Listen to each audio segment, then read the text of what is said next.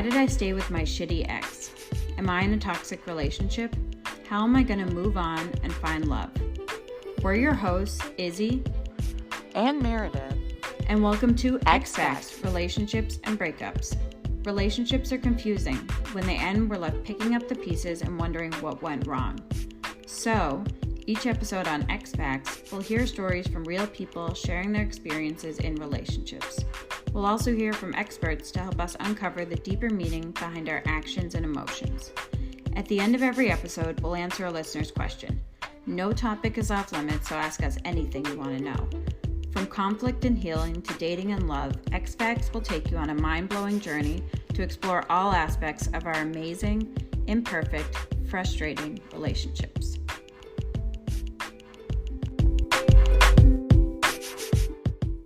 Hi everyone, welcome to ExFacts, Relationships and Breakups. We're your hosts, Meredith and Izzy. So welcome to today's show.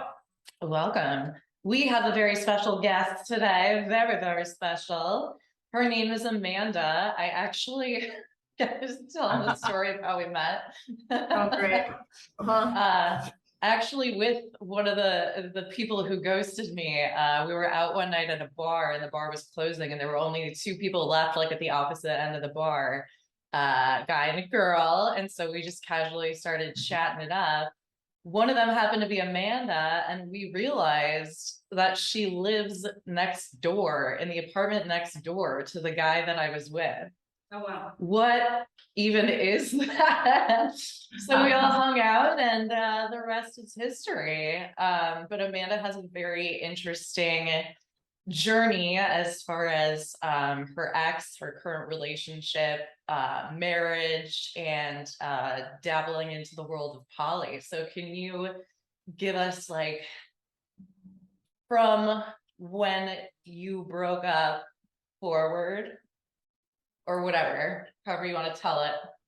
Yeah. So where do you want me to like chat about being like my thought that I was poly? Like, where do you want me to go with this conversation? Yeah. So basically, you were married in San Diego to your wife, and then you got divorced, but not officially. Is that right?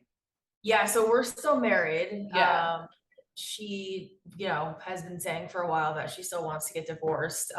Basically because I was under the impression that I was poly, and I came back to from California to Connecticut and tried the poly lifestyle, had a girlfriend, was dabbling with a married couple, dabbling with some other people, and then went back to San Diego in December and then realized that not only did I miss San Diego itself, but I saw Jess and realized that I want to be monogamous. So it's this like interesting journey. I would say interesting is like a light word to say, but there's like epic.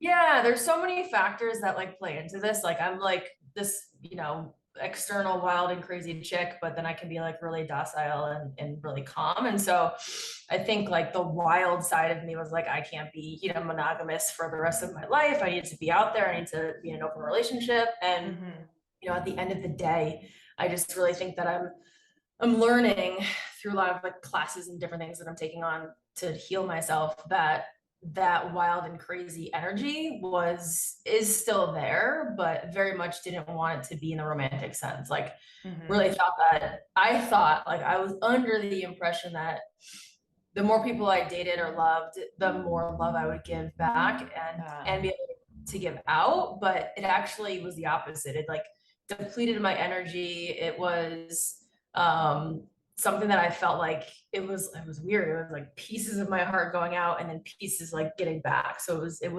ended up being very stressful and very not in it for the right reasons. And I realized that I was like chasing after this feeling of falling in love or chasing after this like high of having sex. And I'm still piecing it together, but yeah, I mean, she is, we're currently still married, but she still, she doesn't trust that I'm gonna come back and not be poly, and she's pretty much, done. But I'm I have chosen to stop being poly or stop trying to do anything with the hopes of getting back together with her.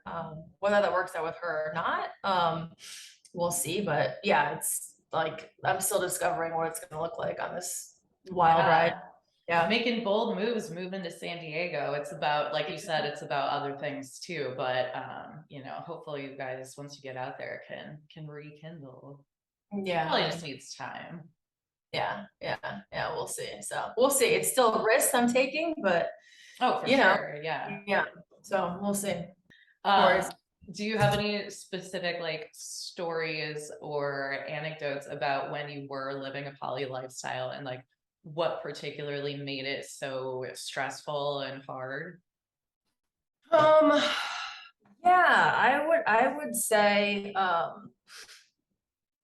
and I didn't even realize this until like I said, I went to San Diego and then came back, and now like not dating anyone, like it's just like calmer, even though I'm like freaking out a little bit, like because it's such a shock to my system right now.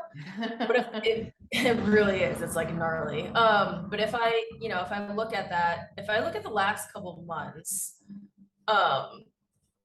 just the stress of trying to manage multiple people, that was number one thing that I saw. And just like when I was, dabbling with the married couple, it was like I was there and it just like it didn't feel like it was flowing in the way that I thought. Like it was like, all right, who's gonna do one-on-one time, what's group time? And like, people would be in different rooms in the house, and I felt like I started to get jealous. People started to be like, oh, what do you like?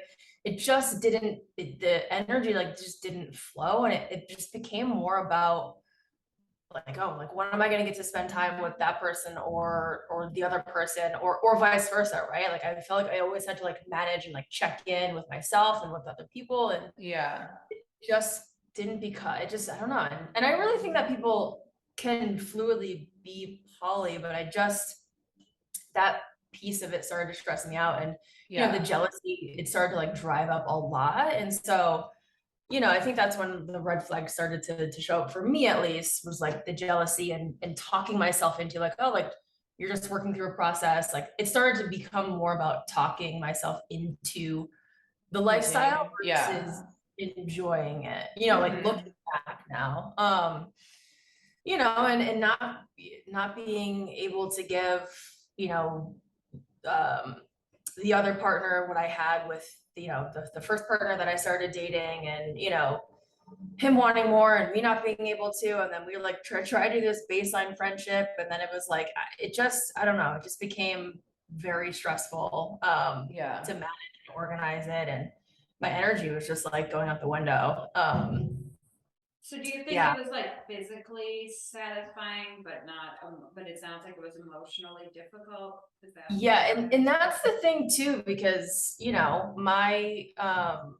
my wife and I, how this all started, like we were swingers for a long time. And for us, that was like very satisfying. Like the sexual component of it, like it connected us. And yeah, I would even say with the sexual component with, everything else that I just dealt with, this past year as well. I mean, there were some things that were a little overboard, which is why I'm calming down, but been there. But in terms of what you're saying, yes, I would say like the physical, sexual, emotion, like the sexual part of it was more fulfilling than the emotional. The emotional, just, my God, it just felt like I was like, my emotions were being split in so many different ways. And I was, I didn't really know where to put my energy. And I was just like, oh my God, like I can't do this. I literally crashed. Like I had to like take 2 weeks off of work, and it was around the holidays. So I had already that time, but I was just like, I was fucking tapped out. Like when I got back to San Diego, I was like tapped out. I'm just starting to kind of feel okay, but I'm still like going through it. Like my system's going through a shock right now, I think. Well, I think even though that's super hard to go through, like those are the pivotal moments. I'm sure you'll, figure out what's going to work for you because you went through that and you've had to have gone through that probably to figure it out. But I can definitely relate to everything you're saying. Like, I don't really identify as poly. I just say I'm hanging out, but like with multiple people at the same time, it's hard to give everyone the attention that they want and need, especially like when you get into a routine with someone and then it just like is sort of perpetually expected that that routine continues, and it starts to like take away from the spontaneity of the whole thing. I don't really get jealous. I mean, we had talked before on another episode about how like I really don't want to hear about what people are up to, but like I don't mind at all that it's going on. But I do worry all the time that other people are getting jealous, you know, on my behalf. Like my friend who, you know, was a very jealous person, and that was like a big sticking point, I think, in our friendship. So for me, it's not making me unhappy, and I feel like I can give.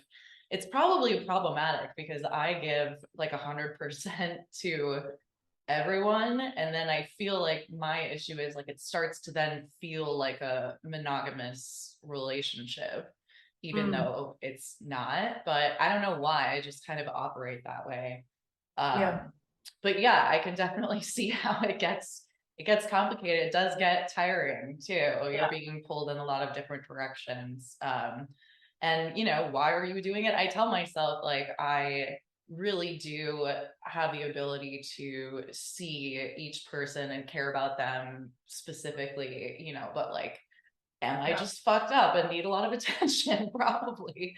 I'm sure that's part of it. So yeah, I could totally relate to that. Yeah, and I think that, you know, that you point to, you make a really good point, is like I think that the attention seeking thing was like, you know, if I'm not getting, I won't, you know, bullshit. It's like, you know, at one point talking to a lot of people that I was into, it's like, oh, like look at me, right? There was like definitely some ego into that, right? And then it just wasn't sustainable. And then I crashed. And then I really think that there's probably a healthy way to do this lifestyle, but I don't know. I'm just like, even thinking of the jealous moments that I had, it's like, I don't even think I would want my partner to go off and have another relationship, like just from what I experienced, you know, and I still have thoughts of it, right? It's, you know, it's seemingly sexy and seemingly like, you know, this like exciting adventure, but when I was in it, it was just not that. So I'm really looking, you know, I can only go by reality and not what's in my head, you know, because in my head still I think about it. I'm like, oh, like I could maybe like do this, but I'm like, I tried it. It sucks. Like I started to like just not want to share emotionally, you know? And so I'm listening to that. And you know, I can't ever predict the future. I never want to, but I know right now it's just like I'm just like tapping out, you know? I'm just like can't just taking a breather. I'm just like can't do it. Want to see, you know, what's up with me and my wife. And so you guys used to swing together, and then when did you kind of start branching off on your own, or how did that, or did you always do that? No, you know, and that's another thing of you know, the wild and crazy energy in me, like always has to push boundaries and like just fucking push limits. You know what I mean? Like I just don't stop. You know, I just, until recently, like I just don't stop. And so for me, we were doing this for a couple of years, and I think it was around like 2000 and my God, I want to say like 2016 or 2017 maybe, that I was like, hey, I think I want to start like dating other people and see what that looks like. And she was on board at first, and she was like, oh yeah, that like kind of like me, like, oh yeah, that sounds great, right? That sounds like in theory. Yeah. And then I started to fall for someone else and go on dates, and she was like, I can't do this. And I was like, well, I'm on this train, right? And so that is kind of like how it happened. And you know, again, for me, like Amanda like needs what she needs and can't stop, and so I was just on this train and like, you know, ended up just doing things out of like what I wanted, like selfishly, you know what I mean? And so those are the things I'm really like, I'm finally like ready to like be a partner, to put other people's needs first. That was another downfall too. It's just like take, Yeah. and so I've learned a lot, but I just look at all that and I'm like, shit, like I put her through a lot of stuff, you know what I mean? So but that's how it started, and that's how it kept going, and that's how I am here right now. Like, well, it sounds like you learned a lot. I mean, just by the fact that it sounds like you acknowledge that you hurt your wife a lot. It sounds like you learned a lot through it. Like, I can't relate from a relationship standpoint, but from a professional standpoint, I know that I always wanted to do consult. That has nothing to do with relationships. No. I'm curious where this metaphor is going. I always wanted to do consulting because I thought it would be like really fun to travel and stuff like that, and live like a nomad. Yeah, exactly, like a gypsy kind of in a way.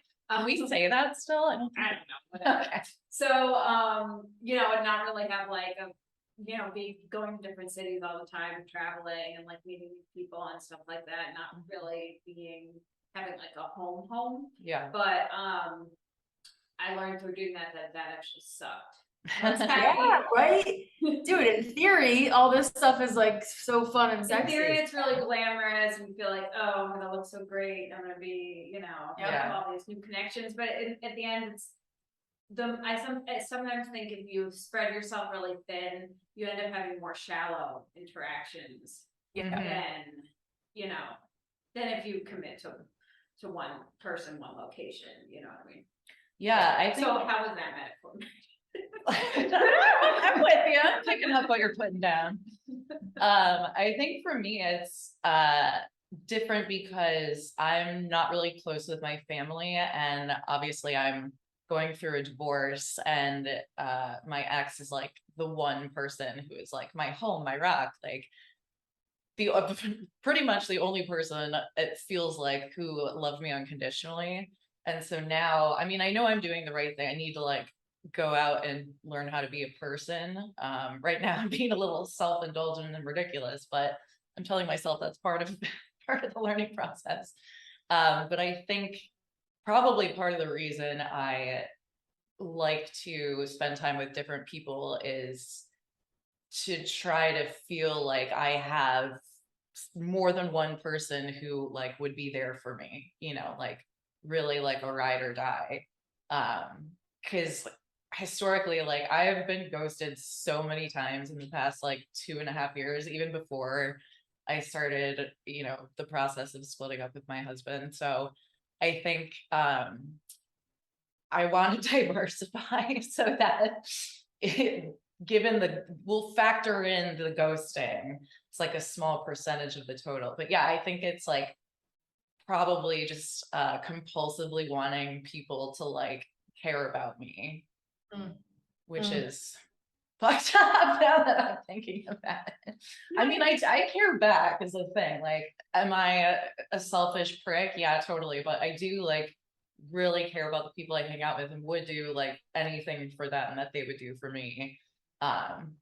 It's just like, bleh. I don't know if I'll get back to, it's interesting to me that you went through that and now you feel ready to be with one person. I wonder if I will eventually feel that way. Like, this is just something I need to go through and do and see. And then obviously I think it also depends on the person. I haven't met the right person to do that. And if I did, would I still want to be monogamous? I don't know. Yeah. Crazy. Yeah, that's crazy. How's monogamy over there, Izzy? I mean, it's good. I don't know. I miss dating a little bit, but at this point in my particular life right now, I can't really think about going. I'm pregnant, so I can't really think about. Bun is in the oven. So I can't exactly. Congrats. Right. Yeah. Or do anything that would be fun until this thing gets out of me. It's interesting you say that. Like, drinking is such a big part of like that whole lifestyle, I think. At least for me. Like, I probably wouldn't do half the shit I do sober. And it's like you're almost like doing it to give yourself an excuse, or I mean, part of it's like awkwardness and courage too, but it's definitely like a whole seedy underbelly of the poly world, at least Yeah. for me. Did Yeah. you find that you were like drinking a lot or doing whatever when you were living that life, or not really? Not really. I mean, sometimes I was, but I think particularly with this couple, it wasn't. So it was a mix of both, right? So it's Yeah. like, but I definitely, I think I definitely feel like healthier now just because, they were in New York. And so it was just like, just always like constantly bopping around to different areas. So Yeah. whether it was, even though I wasn't drinking a lot with them particularly, it was a lot of just, traveling back and forth. So I feel like I'm getting better into a better eating and healthier like habits, like exercise wise too. Yeah, I just feel like, I mean, I wasn't unhealthy, but it was like emotionally draining. So, Mm-hmm. and I'm glad I didn't over drink. But I mean, I drank I think around that as well. And I'm still, I still go out here and there, but Yeah. I mean, it was definitely a component of it though. I'm not gonna say yeah. that it wasn't. But it wasn't like I was drowning in that. It was more drowning in, human emotions with other people. Yeah. That was the Yeah. vice.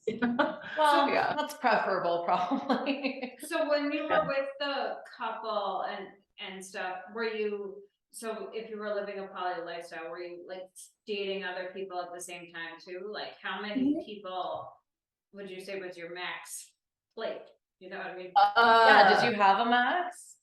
At one point, there was another couple here. It was more casual. So at one point, it was like four, but it was like coupled. So at one point, it was just like the couple. But then again, with the other couple in New York, it was like the one-on-one time. So at one point, I put them as like one person because it was a couple, but then in reality, it was four people. Yeah.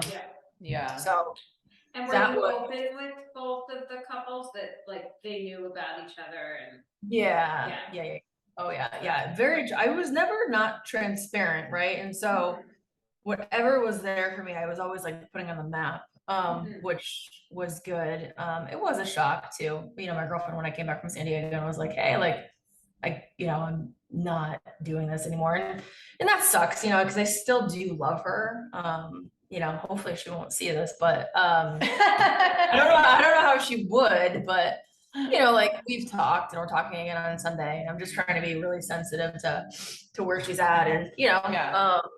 all of that. But yeah, long story short, the max like dating was four people. Yeah.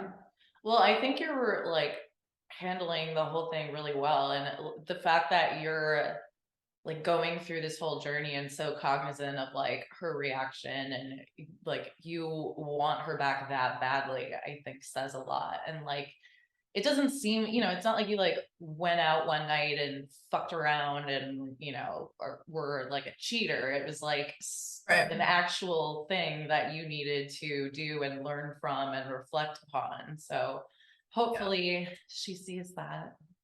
Hopefully, in her eyes, it's not as simple right now, which I'm Sure. understanding of, but Yeah. yeah, hopefully we'll see. I don't know. Yeah, back to like the nomadic nature. I don't, the people that I hang out with are local, so it's not like that, but just being in the midst of a divorce and I'm still technically like living in my house with my husband. Which is fine. Like we're friendly. We hang out when we're both here and like it's completely fine. It's just like kind of depressing because, I like sleep in the guest room now and he's working all day. So I usually am like staying with friends during the week and I go from one place to another place to another place. And I've been living out of like this huge blue nylon bag that I have and I have to like unpack, repack. And it is exhausting, even though, it's all close. I can pop home anytime and get what I need. But even when you said like eating right and exercising, like I feel like there's just no routine whatsoever. And it's such a free for all that I've totally fallen off with that. This week, I'm trying to get back on the horse with that. But yeah, it's just such a state of like flux and chaos that I think it is really hard to feel calm and secure and healthy. Yeah, it can be. Yeah, and again, it's like something I didn't even realize. I mean, I kind of was realizing it, but I don't know if I really wanted to admit it, you know what I mean? And then it literally just came crashing down on me. So Yeah. yeah. So I can definitely relate to that. Thank you so much for You're joining welcome. us on the Yeah. podcast, and good luck to you in your Thank you. journey. Yeah, thank you for sharing all that. I know it's like really fresh and really delicate right now, but I know you'll be okay. And hopefully you can come back and give us an update. Yeah, for sure. Let us know how things go. Yeah, I mean, Meredith, you have my number if you want to do this. We can do this again. Yeah, I'll Yeah, let's circle back. Yeah, for sure. Thanks again. Yeah, you're welcome. Bye, ladies. Bye. Bye.